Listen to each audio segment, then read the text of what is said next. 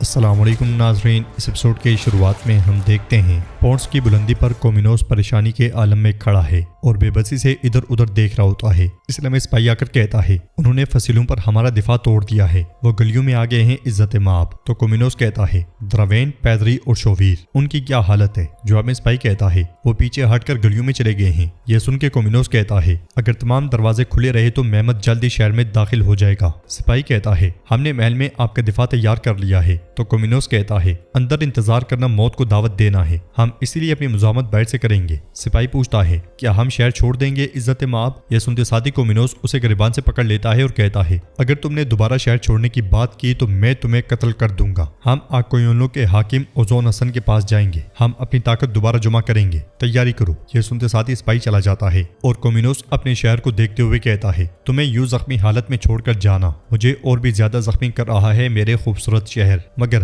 हम दोनों की खातिर ऐसा करना होगा। मैं तुमसे वादा करता हूँ एक दिन मैं वापस आऊंगा और तुम्हें तुर्कों से आजाद करवाऊंगा ताकि तुम दोबारा अपने शहंशाह से मिल सको। ये कहते साथ ही कोमिनोस अपना ताज उठाता है और अंदर चला जाता है। तलाश के दरवाजे पर काफिर इसाक पाशा और उसके साथियों को घेर लेते हैं। तो इसाक कहता है डटे रहो बहादुर, डटे रहो और अपनी आखिरी सांस तक मुजामत करो, खून के आखिरी कतरे तक अपने सुल्तान के लिए। अगले लम्हे सुल्तान महमूद पाशा और अपने सिपाहियों के साथ वहां पहुंचते हैं। ये देखते हुए इसाक पाशा कहते हैं हमारा सुल्तान आ गया है, चलो जंगजुओ। ये कहते और सुनते साथ ही इसाक और उसके साथी काफिरों पे हमला कर देते हैं। सुल्तान आगे बढ़ते हैं और काफिरों को काटते ही चले जाते हैं। काफिर उनके सामने रेत की दीवार साबित हो रहे होते हैं। जो सुल्तान से बचता है वो महमूद पाशा की तलवार का निशाना बन जाता है। सुल्तान के मुहाफिज उनके आगे पीछे होते हैं और जो काफिर सुल्तान की जानिब बढ़ने की कोशिश करता है मुहाफिज उसे भी काट डालते हैं। सुल्तान काफिरों को काटते हुए मुसलसल आगे बढ़ते ही चले जाते हैं। नूतिया के दरवाजे पर दुगान और उसके सिपाही भी हावी दिखाई देते हैं। द्रावेन भी मुजामत की कोशिश जारी रखे होता है, मगर चीखता चिल्लाता हुआ दुगान उसके सामने आ जाता है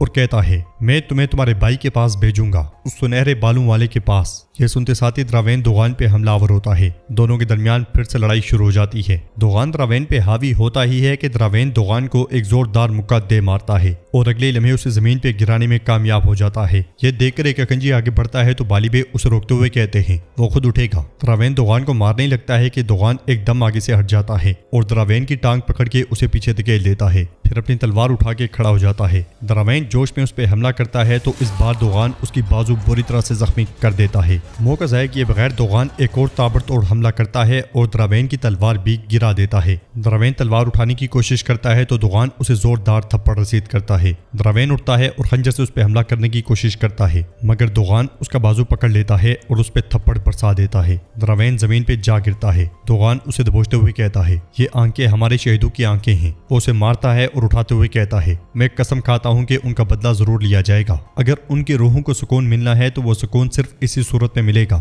जब तुम्हारा खून बहा दिया जाएगा। ये कहते साथ ही दुगान तलवार बेनियाम कर लेता है, मगर इसी लम्हे एक गोला गिरता पड़ता उनके पास आ लगता है और कुछ देर के बाद ही वहां पे एक जोरदार धमाका होता है। धमाके की वजह से सिपाही कई गज दूर जा गिरते हैं और दुगान भी जमीन पे जा लगता है। द्रावेन ने ढाल पड़ा ही होता है कि उसका कमांडर द्रेगोन अपने सिपाहियों के साथ वहां पहुंचता है और वहां से द्रावेन को लेकर चला जाता है। दुगान उठ के उनकी जानिब बढ़ने की कोशिश करता ही है कि बाज़ंतीनी सिपाही उसके सामने हायल हो जाते हैं। वो उन्हें काटने लग जाता है, मगर उसे बहुत देर हो जाती है और वो चीखते चिल्लाते हुए कहता है द्रावेन द्रावेन। थलासिया की तरफ भी काफिर करते मरते चले जाते हैं। बायजीद शहाबुद्दीन पाशा और बहादुर पाशा के साथ गली कोचों में काफिरों को जहन्नुम वासिल कर रहा होता है। नूतिया के दरवाजे पे भी सूरत हाल मुख्तलिफ नहीं होती और जगनोस पाशा के हाथों काफिर मर रहे होते हैं। बाली भी अपने बांजे मुस्तफा और सिपाहियों के साथ काफिरों का सफाया करते ही चले जाते हैं। सुल्तान भी अपने मुहाफिज दस्ते के साथ लाश पे लाश गिराते हैं। काफिरों के हौसले बिल्कुल पस्त दिखाई देते हैं और देखते ही देखते वहां से काफिरों का सफाया हो जाता है।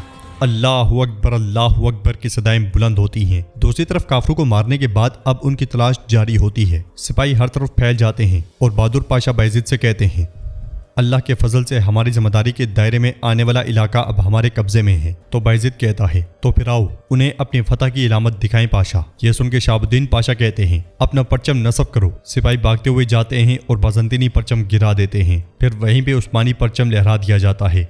اس لمحے سپاہی آ کر بہادر پاشا سے کہتا ہے سلطان شہر میں داخل ہو چکے ہیں۔ تو بہادر پاشا بایزید سے کہتے ہیں آئیے اپنے سلطان کے لیے ضروری اقدامات کریں۔ تو بایزید ان سے کہتا ہے ان کا استقبال کرنا آپ کو زیب دیتا ہے پاشا۔ ایک کے بعد ایک پرچم دیواروں پہ لٹکا دیا جاتا ہے۔ محل میں پیدری آگے بڑھتے ہوئے سپاہی سے پوچھتا ہے شہنشاہ کہاں ہیں؟ تو سپاہی کہتا ہے میں نے انہیں نہیں دیکھا جناب، مگر سنا ہے کہ وہ محل چھوڑ چکے ہیں۔ یہ سنتے ساتھ ہی پیدری تیزی سے آگے بڑھتا ہے کہ اس کا سامنا زخمی سلیمان سے ہوتا ہے۔ وہ اسے پوچھتا ہے تم یہاں کیا کر رہے ہو، کیا ہوا ہے؟ تو سلیمان کہتا ہے میں زخمی ہوں، بایزید کے سپاہی شہر میں داخل ہو چکے ہیں، سب کچھ ختم ہو چکا ہے پیدری، میں شہنشاہ سے ملنے آیا تھا مگر شہنشاہ یہاں نہیں ہے، ہمیں اسے تلاش کرنا ہوگا۔ پیدری بھی کہتا ہے شہنشاہ کہاں ہیں، ہم اسے ڈھونڈیں گے۔ سلیمان کہتا ہے میرا خیال ہے تم نہیں جانتے کومینوس شہر سے فرار ہو چکا ہے۔ پیدری غصے میں اسے دبوچتے ہوئے کہتا ہے تمہارا کیا مطلب ہے؟ شہنشاہ کبھی شہر نہیں چھوڑ سکتا۔ مگر سلیمان کہتا ہے وہ بھاگ گیا ہے اپنے فوجیوں کے ساتھ خفیہ سرنگ سے، ہمیں بھی جانا ہوگا، ہم یہاں پھنس نہیں سکتے۔ مگر پیدری اب بھی کہتا ہے نہیں، شہنشاہ کبھی فرار نہیں ہو سکتا، اوزونسن اس کا داماد ہے، وہ یقیناً مدد مانگنے گیا ہوگا۔ سلیمان کہتا ہے پھر شہنشاہ کو اکیلا نہیں چھوڑتے۔ یہ کہتے سنتے ساتھ ہی وہ دونوں بھاگ پڑتے ہیں۔ بائٹ سلطان اپنے لشکر کے پاس آتے ہیں اور کہتے ہیں اے فتح کی فوج کے بہادر غازیوں، تم نے کل قسطنطنیہ فتح کیا، تمہیں ہمارے پیغمبر صلی اللہ علیہ وسلم کی بشارت عطا کی گئی اور آج تم نے پونس کو فتح کر لیا، تم نے روم کا آخری قلعہ بھی مسمار کر دیا۔ یہ پرچم تمہارے بہے ہوئے خون اور تمہاری شان کی علامت ہیں، اصل پرچم تو تم خود ہو۔ تم میں سے کچھ بے نام بہادروں کی طرح جہاں شہید ہوئے وہیں لہرا دیے گئے اور کچھ یوں دیواروں، چوراہوں اور علاقوں پر گاڑ دیے گئے۔ جب تک یہ پرچم دنیا کے ہر کونے میں نہ پہنچ جائے، یہ ہمارے ہاتھوں، ہماری زبانوں اور ہمارے دلوں سے کبھی نہیں گریں گے۔ یہ تلواریں تمہارے لیے گئے انتقام کی علامتیں۔